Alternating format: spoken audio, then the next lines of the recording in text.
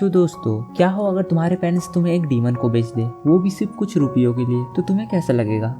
क्या? ये क्या बक रहे हो माता?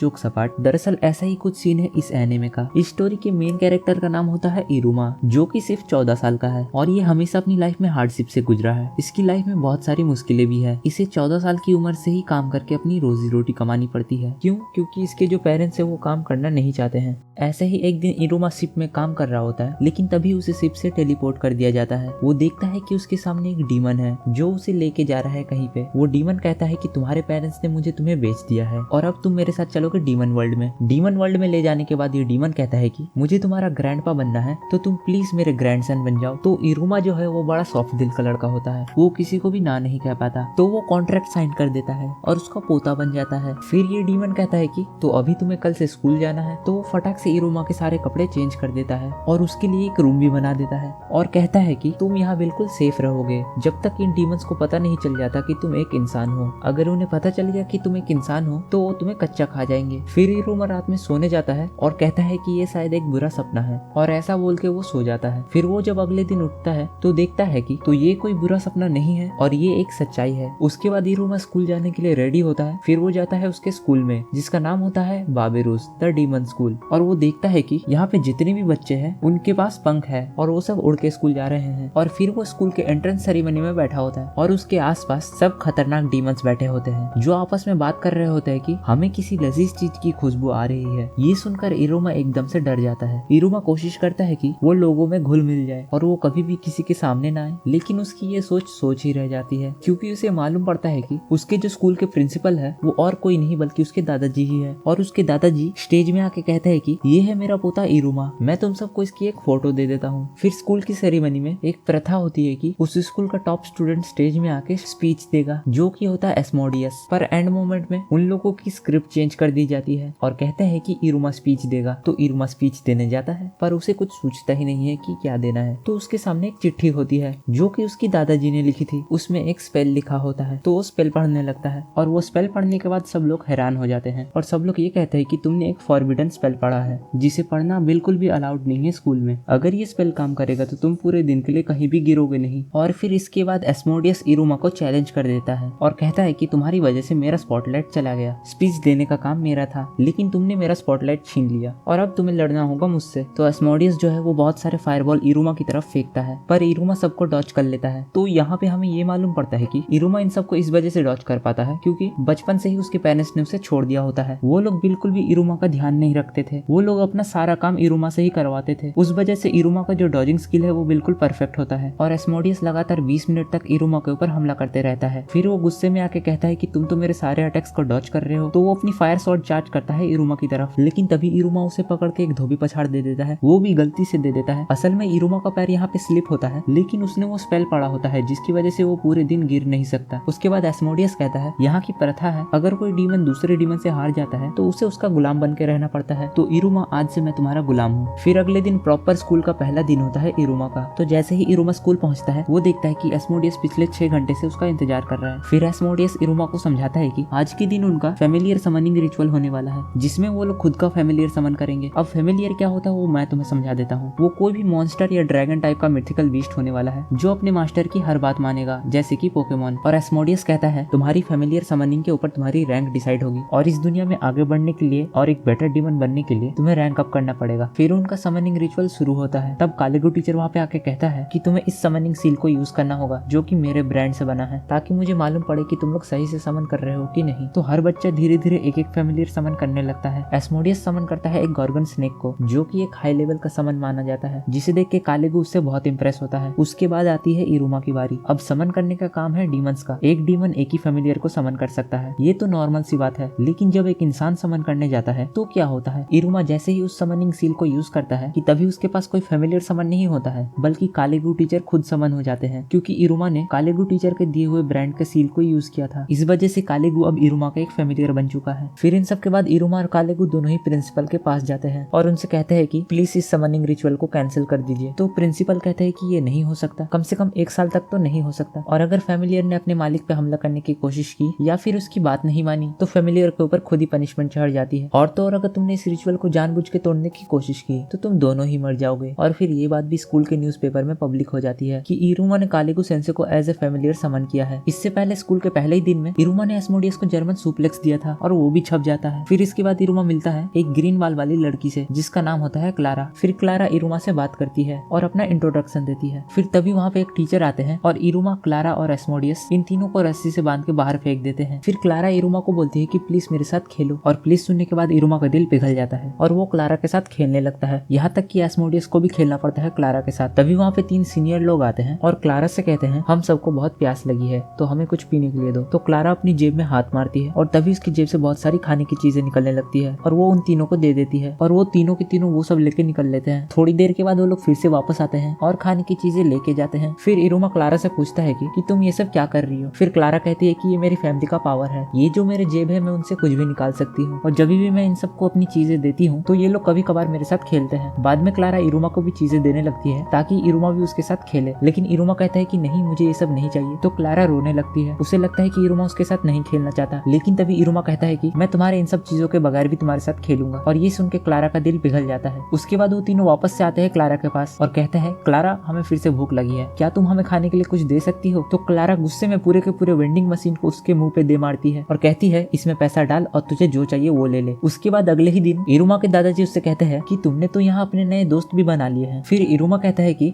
मैं कह नहीं सकता कि ये मेरे दोस्त है, क्योंकि आज से पहले मैंने कभी दोस्त बनाया ही नहीं है, हम सिर्फ साथ में खेलते हैं और रहते हैं। फिर दादाजी कहते हैं कि यही तो दोस्त होते हैं। फिर हमारी गैंग जाती है स्कूल में जहाँ पे वो कैंटीन में खाना खाने जा रहे हैं। वो लोग देखते हैं कि यहाँ पे हर इंसान को उसके रैंक के हिसाब से ही खाना मिलता है। तो इरुमा और एस्मोडियस इन दोनों को ही रैंक नहीं मिला होता है, इसीलिए वो लोग रैंक 0 का खाना खाते हैं। जब ये लोग खाना खाने बैठते हैं तो जिन लोगों ने क्लारा को परेशान किया था वो लोग इरुमा के लिए 50 प्लेट का ऑर्डर रख देते हैं गुस्से में, और इरुमा उन सबको एक झटके में खा लेता है। और उसी वक्त कैंटीन में एक दुकानदार होता है जो क्लारा को धक्के मार के निकाल रहा होता है और कहता है कि तुम मेरी दुकान से चीजें उठाती हो लेकिन उसका पैसा नहीं भरती हो, और इन सब की वजह से बहुत शोर शराबा होने लगता है। और तभी कालेगो टीचर आते हैं और आने के बाद कहते हैं कि ये सब क्या हो रहा है। तो क्लारा कालेगो टीचर को पकड़ लेती है और कहती है कि टीचर मैंने सुना है कि आप इरुमा के फैमिलियर हो। तभी क्लारा इरुमा को कहती है उस स्टिकर को अपने हाथ पे लगाओ और अपने हाथ ऊपर करो, और जैसे ही इरुमा ऐसा करता है तो कालेगो समन हो जाता है एज ए फैमिलियर। तो ये देख के क्लारा खुश हो जाती है। तभी वो दुकानदार इरुमा और उसके दोस्तों पे हमला करता है और कहता है कि तुमने मेरे दुकान से फिर से सामान कैसे उठाया, और ये देख के वो लोग भाग जाते हैं वहाँ से बाहर। फिर इरुमा क्लारा और एस्मोडियस से पूछता है क्या तुम दोनों मेरे दोस्त बनोगे, और ये सुन के वो दोनों जवाब देते हैं ये दोस्त क्या होता है। फिर इरुमा उन्हें एक्सप्लेन करता है कि दोस्त क्या होते हैं, और इसी तरह इरुमा अपने 2 दोस्त भी बना लेता है। फिर अगले ही दिन उसके ग्रैंडपा उससे कहते हैं कि इरुमा तुमने मुझसे कहा था कि तुम्हें लोगों में घुल मिल जाना है और तुम्हें सबसे अलग नहीं दिखना है, इसीलिए मैंने तुम्हें स्पेशल एबनॉर्मल क्लास में डाल दिया है तुम्हारे 2 दोस्तों के साथ। फिर इरुमा और जब उसके दोस्त स्कूल जाते हैं तब उन्हें अपने क्लास तक जाने के लिए एक गुफा के अंदर से जाना पड़ता है। वो जैसे ही गुफा के अंदर घुसते हैं उन्हें दिखता है कचरे वाला एरिया, और उसी कचरे वाले एरिया के बगल में होता है उनका क्लासरूम। उस क्लासरूम के अंदर घुसने के बाद ही इरुमा मिलता है एक बंदे से जिसका नाम होता है सैबनॉक। वो इरुमा को बोलता है कि तुम मेरे राइवल हो, मैं डीमन किंग बनना चाहता हूँ और मैं रैंक उन पे जाऊंगा। फिर इरुमा बोलता है कि रैंक उन क्या होता है। फिर तभी वो एक्सप्लेन करता है कि डीमन वर्ल्ड में 10 रैंक होते हैं, 1 से लेकर 10 तक। 10 को बोलते हैं उन, जो कि टॉप रैंक पे होता है। जिस बंदे को भी रैंक उन मिलता है वही डीमन किंग बनता है, तो वो रैंक तो मुझे मिलने वाला है। ऐसे वो लोग बात करते ही रहते कि तभी उनके क्लास टीचर की एंट्री होती है जो कि होता है कालेगो टीचर। और कालेगो टीचर आके कहता है कि अभी तुम्हारा फाइनल एग्जाम होने वाला है, जो कि है तुम्हें इस पूरे वैली को उड़ के पार करना होगा, पूरे स्टार्टिंग पॉइंट से लेकर एंड पॉइंट तक। लेकिन फिनिश लाइन तक पहुंचने के लिए 2 रास्ते हैं, एक है जो बड़ा आसान रास्ता है लेकिन बहुत लंबा है, और दूसरा रास्ता बहुत छोटा है लेकिन उसमें बहुत सारे खतरे भी हैं। तभी सैबनॉक बोलता है कि मैं तो छोटे वाला रास्ता लूंगा, क्योंकि एक डीमन किंग को वही रास्ता लेना चाहिए, और इस वक्त तो डीमन किंग की कुर्सी खाली भी है, मैं फटाफट रैंक अप करूंगा और डीमन किंग बन जाऊंगा। फिर कालेगो कहता है कि वो रास्ता मत चुनो, वो रास्ता फिलहाल के लिए अभी खराब है, क्योंकि उस एरिया का जो गार्डियन है वो अभी बहुत गुस्से में है। ऐसा बोल के वो रेस स्टार्ट कर देता है। सारे डीमन अपने पंख निकाल के उड़ने लगते हैं सिवाय इरुमा के, क्योंकि हम सबको पता है कि वो कोई डीमन नहीं है बल्कि एक नॉर्मल इंसान है। तो जब इरुमा एक ही जगह पे खड़ा होता है तब कालेगो उसे आके पीछे से धक्का दे देता है और कहता है कि जाओ रेस स्टार्ट हो गई है। सारे के सारे डीमन रेस में आगे बढ़ते रहते हैं, लेकिन इरुमा को एक चिड़िया ने पकड़ के रखा होता है। उसके बाद उस चिड़िया को उड़ते उड़ते चोट लग जाती है और वो इरुमा को गार्डियन के नेस्ट पे गिरा देता है, लेकिन इस वक्त गार्डियन लड़ता होता है सैबनॉक से। फिर इरुमा देखता है कि उस चिड़िया के हाथ में चोट लगी होती है। तभी इरुमा के हाथ से एक खून का बूंद उस चिड़िया के घाव पे जाके लगती है और उस वजह से उसकी चोट ठीक हो जाती है। तो इरुमा कहता है लगता है इंसानों का खून यहाँ पे डीमंस को ठीक कर सकता है। फिर इसके बाद वो चिड़िया इरुमा को अपने पीठ पे बैठा के उड़ा के कहीं ले जा रहा होता है और उसी वक्त सैबनोक लड़ रहा होता है गार्डियन से और सैबनोक कहता है कि लगता है मैं तो डीमन किंग बनने से पहले ही मर जाऊंगा। सैबनोक ने ऑलमोस्ट हार मान ली होती है, लेकिन वो कहता है कि नहीं, मुझे एक डीमन किंग बनना है, तो मैं ऐसे हार नहीं मान सकता। तो फिर वो अपना ब्लड लाइन मैजिक यूज करता है, जिससे होता यह है कि अगर वो कोई भी चीज चबा रहा होगा तो वो उसी मटेरियल से बहुत सारे वेपन्स बना सकता है। फिर वो बहुत सारे वेपन्स बनाता है और गार्डियन के ऊपर हमला करता है, लेकिन उन सब का भी कोई फायदा नहीं होता। तो फिर गार्डियन उस पर फाइनल अटैक करने ही वाला होता है कि तभी इरुमा आता है और रोक देता है सब कुछ। तो फिर जो गार्डियन का बच्चा होता है वो अपने बाप से बात कर रहा होता है और वो बताता है कि इन लोगों ने मेरी जान बचाई है। तो गार्डियन और गार्डियन का बच्चा दोनों ही इरुमा को रिस्पेक्ट देते हैं। फिर सारे बच्चे धीरे धीरे करके रेस कंप्लीट करते हैं। पहले रैंक पे आता है एस्मोडियस और दूसरे रैंक पे आती है क्लारा, क्योंकि वो एस्मोडियस की पीठ पे बैठी होती है पूरा टाइम। फिर ऐसे करते करते बहुत टाइम बीत जाता है, लेकिन इरुमा और सैबनोक का कुछ आता पता ही नहीं होता है। तो कालेगू सेंसे इन लोगों का नाम कट कर देते हैं, पर तभी इरुमा और सैबनोक ये दोनों ही गार्डियन के ऊपर उड़ के आते हैं। फिर उन लोगों को रैंक देने का टाइम आता है। तभी कालेगू एक आउल को बुलाता है, जिसकी जेब में हाथ डाल के लोगों को अपना बैज निकालना होता है। एस्मोडियस को मिलता है रैंक 4 और क्लारा को मिलता है रैंक 3 और ऐसे ही सभी बच्चों को उनकी रैंक्स मिलती है। और जब इरुमा की बारी आती है तो जैसे ही वो हाथ डालता है आउल की जेब में तो उसके हाथ पे कोई बैज नहीं आता है, पर आती है एक गोल्डन रिंग। ये देख के सैबनोक बोलता है ये अंगूठी है डीमन किंग की। तभी उस अंगूठी से एक स्पिरिट निकलती है और जोर जोर से चिल्लाने लगता है, जिसकी आवाज पूरे स्कूल में गूंजती है। तभी एस्मोडियस और सैबनोक ये दोनों उस अंगूठी को रोकने की कोशिश करते हैं, लेकिन वो दोनों ही नाकामयाब हो जाते हैं। तभी वहाँ पे इरुमा के दादाजी आते हैं और उस अंगूठी को अपनी थोड़ी सी एनर्जी खिलाते हैं और बोलते हैं कि चल थोड़ा शांत हो जाए। और वो कहते हैं कि ये अंगूठी जब भी किसी के हाथ में आती है फिर वो दोबारा कभी इसे उतार नहीं सकता। इन सब तमाशों की वजह से इरुमा को उसकी रैंक मिलती ही नहीं है। फिर सारे स्कूल वाले डिसाइड करते हैं कि हम इरुमा को देंगे रैंक 1, जो कि सबसे लोअर रैंक है। फिर अगले दिन इरुमा स्कूल जा रहा होता है अपने दादाजी की रथ पे बैठ के, और जैसे ही इरुमा स्कूल पहुंचता है उसके दादाजी कहते हैं रुको बेटा, ये लेते जाओ, ये मैंने तुम्हारे लिए हेल्प फोन खरीदा है, जो कि एक सेल फोन होता है। तो वो इरुमा को सेल फोन देके वहाँ से चले जाते हैं। फिर उसके बाद इरुमा स्कूल में जाता है और अपने दोस्तों से मिलता है, और फिर वहाँ पे कालेगू टीचर आते हैं और कहते हैं आज तुम सब लोगों को दूसरे टीचर से मिलना है और उनके क्लासेस अटेंड करने हैं। और ऐसे ही करके वो लोग एक एक टीचर के क्लासेस अटेंड करने लगते हैं। फिर वो लोग आते हैं बॉटनी क्लास में, जहाँ पे उनकी टीचर उन्हें बताती है मैं तुम सबको ऐसा स्पेल सिखाने वाली हूँ जिसे यूज करने के बाद तुम लोग प्लांट्स को बड़ा कर सकते हो। तो वो उन सबको एक प्लांट बड़ा करके दिखाती है और बोलती है स्पेल क्वान क्वान, और हर एक स्टूडेंट वो स्पेल को यूज करता है और न्यू न्यू टाइप्स के प्लांट्स बनाते हैं। सैबनोक का प्लांट ऐसा होता है जो खुद ही अपने गमले को खा रहा होता है। एस्मोडियस का प्लांट एक फायर की तरह जलता रहता है। उसके बाद क्लारा का प्लांट आता है जो एक अजीब सा बवासीर टाइप का प्लांट बन जाता है। फिर बारी आती है इरुमा की, लेकिन अब प्रॉब्लम यह है कि इरुमा तो एक इंसान है, तो वो तो मैजिक का यूज कर ही नहीं सकता। तो वो मन ही मन सोचता है कि मैं भला क्या ही कर लूंगा। तो वो ऐसे ही प्रैक्टिस करता है और कहता है स्पेल क्वान क्वान, और मन ही मन सोचता है हाँ ऐसा कुछ भी नहीं होने वाला, लेकिन अगर मेरे पास पावर्स होती तो मैं यहाँ पे एक चेरी ब्लॉसम का पेड़ उगाता। और तभी अचानक से एक बड़ा सा चेरी ब्लॉसम का पेड़ उग जाता है। अब ये सब कैसे होता है वो तो मुझे भी नहीं पता। फिर उसी वक्त इरुमा को उसके दादाजी का कॉल आता है और उसके दादाजी कहते हैं इरुमा, जो तुम्हारे हाथ में अंगूठी है उसके अंदर मैंने अपनी मैजिक डाल के रखी है, तो तुम उस अंगूठी को यूज करके मेरा मैजिक यूज कर सकते हो। इसका मतलब तुम भी मैजिक यूज कर सकते हो। पर प्रॉब्लम ये है कि मैंने अभी तक उस अंगूठी को मॉडिफाई नहीं किया है कि तुम किस टाइप का मैजिक यूज कर सकते हो, लो लेवल का, मीडियम लेवल का या तो हाई लेवल का। तो अभी तुम उस अंगूठी का यूज मत करना, वरना बहुत हाई लेवल का मैजिक यूज हो जाएगा। और ये बात इरुमा को बिल्कुल भी पता नहीं थी और उसने वो अंगूठी का मैजिक गलती से यूज कर लिया था। तभी वहाँ पे बहुत बड़ा चेरी ब्लॉसम का पेड़ उग जाता है, जो कि मैंने तुम्हें पहले भी कहा था। उसके बाद एंट्री होती है स्टूडेंट काउंसिल की, जिन सब की प्रेसिडेंट होती है आमेरी, जो कि बहुत पावरफुल होती है और उसका गोल ये होता है कि उसे स्कूल में शांति बनाए रखनी है। वेल वो सोचती रहती है कि शायद से इरुमा एक इंसान है, क्योंकि जब इरुमा ने वो चेरी ब्लॉसम का पेड़ उगाया था तो वो कहती है ये तो एक स्ट्रेंज पेड़ है जो कि सिर्फ इंसानों की दुनिया में पाए जाते हैं। आमेरी अपनी कैबिन में जाती है और वो वहाँ पे एक सीक्रेट डोर ओपन करती है और वो कहती है कि ये मेरे फैमिली का सीक्रेट है, जो कि असल में होता है ह्यूमन के वर्ल्ड का मांगा, और उस मांगा का टाइटल होता है फर्स्ट लव मेमोरीज। आमेरी ये मांगा पढ़ नहीं पाती है, लेकिन वो उसके पिक्चर्स को देख के इमेजिन करती है कि कैसे वो लड़का उस लड़की से ठोकर खाता है, उसके बाद वो लड़की की हेल्प करता है, फिर उसके बाद उस लड़की को उससे प्यार हो जाता है। ये सब पिक्चर्स देख के आमेरी बहुत खुश होती है। तो इससे ये तो क्लियर है कि आमेरी को मांगा बहुत पसंद है, खासकर रोमांटिक मांगा। और हमारा मेन कैरेक्टर इरुमा उस वक्त साफ सफाई में हेल्प कर रहा होता है टीचर्स की। वेल वो यही सब करता रहता है और वो आगे बढ़ता है अपने काम से, और यहाँ पे आमेरी भी कुछ काम से आगे बढ़ रही होती है, लेकिन वो इस वक्त अपने साथ मांगा भी कैरी कर रही होती है। और तभी इन दोनों की ठोकर हो जाती है और इरुमा अपना हाथ बढ़ाता है आमेरी को हेल्प करने के लिए, और तभी आमेरी को स्ट्राइक होता है ये सब तो सेम उस मांगा की जैसे हो रहा है, क्या ये लड़का मुझे अपने प्यार में फंसाने की कोशिश कर रहा है, ये वो सोचने लगती है। और इस वक्त आमेरी को भी पता नहीं होता है कि इरुमा कौन है, और इरुमा को भी पता नहीं होता है कि आमेरी कौन है। और इसके बाद आमेरी कोशिश करती है कि वो इरुमा से दूर जाए, वो कोशिश करती है कि वो इरुमा के प्यार में ना फंसे। और इरुमा को लगता है कि शायद से आमेरी को पता चल गया है कि वो एक इंसान है, क्योंकि वो मांगा उठा लेता है आमेरी का और वो पढ़ने भी लगता है। तो आमेरी कहती है अरे तुम ये कैसे पढ़ सकते हो। इरुमा कहता है कि ये तो मैं बहुत टाइम से पढ़ रहा हूँ, इनफैक्ट मैंने मैंने तो इस पे काम भी किया है। उसके बाद आमेरी इरुमा का हाथ पकड़ती है और खींच के ले जाती है कैबिन में, और वो इरुमा से कहती है मुझे ये मांगा पढ़ के बताओ, क्योंकि मुझे ये मांगा बहुत इंटरेस्टिंग लग रही है। तो इरुमा वो मांगा पढ़ता रहता है और आमेरी को बताता रहता है कि मांगा में आगे क्या क्या हो रहा है। तो आमेरी इरुमा से पूछती है ये डेट क्या होती है। फिर इरुमा उसे समझाता है डेट वो होता है जो दो लोग एक दूसरे से प्यार करते हैं, एक साथ घूमने जाते हैं और टाइम स्पेंड करते हैं। तो आमेरी बोलती है अच्छा ठीक है, और इरुमा ऐसे ही पढ़ते पढ़ते फर्स्ट वॉल्यूम कंप्लीट कर देता है। फिर वो देखता है कि बहुत रात हो चुकी है। उसके बाद इरुमा घर जाने के लिए रेडी होता है, तो आमेरी उसका फोन लेके उस पे अपना नंबर सेव कर देती है। तो अब आगे क्या होगा? क्या आमेरी को सच में इरुमा से प्यार हो जाएगा या फिर वो उसे इंसान समझ के कच्चा खा जाएगी? जानने के लिए देखिए इसका अगला एपिसोड। अगर दोस्तों इस वीडियो को अब तक देख रहे हो तो कृपया लाइक मारो, फ्री में है। इस वीडियो में एम करते हैं 99 लाइक्स का, उसके बाद ही आएगा इसका पार्ट 2। तो वीडियो जल्दी चाहिए तो फास्ट लाइक कर देना, और हो सके तो कमेंट शेयर सब्सक्राइब भी कर देना। Thank you for watching, bye bye.